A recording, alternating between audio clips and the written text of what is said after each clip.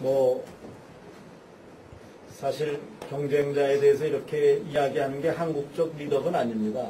그런 전제하에서 물으셨으니까 이야기를 드린다면 이명박 후보는 이미 지난번 경선에서 국민으로부터 버림받은 사람이라고 생각이 됩니다. 상대 후보와 비교해서 뭐 한 7대3 내지 8대2 가까운 차이를 가지고 있다 나중에 1.5%포인트 차로 신승을 했는데요. 정신적으로 패배자고 국민으로부터 버림받은 사람이라고 생각이 됩니다. 다만 기술적으로는 그 자리에 당선자가 됐는지 모르지만 정신적으로는 이미 패배자라고 생각이 되고 국민은 그런 의혹을 가지고 가족들이 많은 그 재산을 형성하는 과정에서 부정과 부패와 비리에 관련됐을 의혹을 가지고 있는데 얽혀서 5년을 인질로 살고 하지 않는 되는 것을 분명히 폈는데 다만 어떤 기술적인 문제나 해외에서 생긴 여러 가지 변화 때문에 오히려 청렴성을 주장하고 이제 더 이상 부도덕한 부정직한 지도자가 이 사회에 나서서는 안 된다는 이야기를 한 박근혜 씨가 사실상의 승리자가 아닌가 이렇게 생각을 합니다.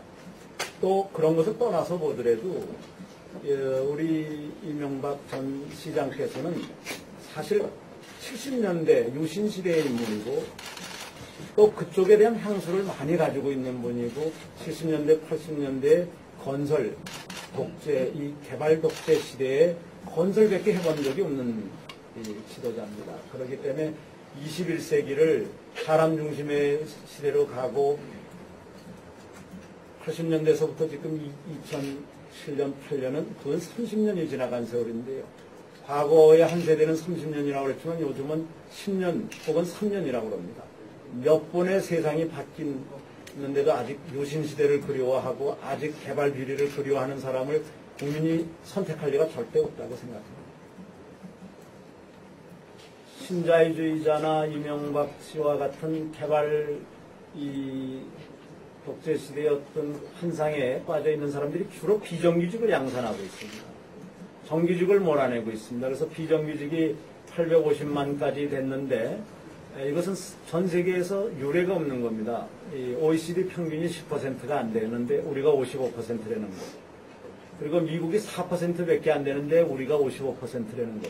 이걸 국민이 모르고 있습니다. 그 엄청난 국민의 희생 위에서 군림하고 있는 그런 특권주의자들, 귀족주의자들하고 저처럼 2천만 중소기업인들, 그리고 850만의 비정규직에 있는 사람들, 650만 자영업에 종사하는 사람들의 경쟁력 강화라든가 세계화를 끊임없이 해왔던 사람과는 전혀 다른 세계에 사는 사람입니다.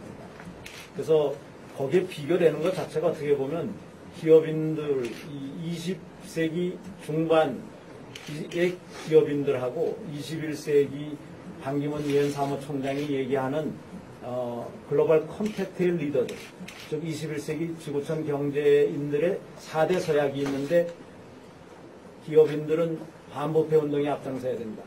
노동권 신장에 앞장서야 된다. 인권 신장에 앞장서야 된다.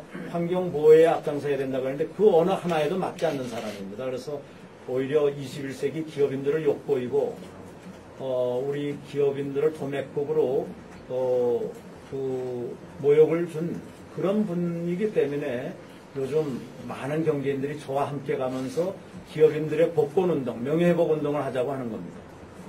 그분은 이미 아까도 말씀드렸듯이 한나라당 대의원과 당원마저도 버린 사람입니다.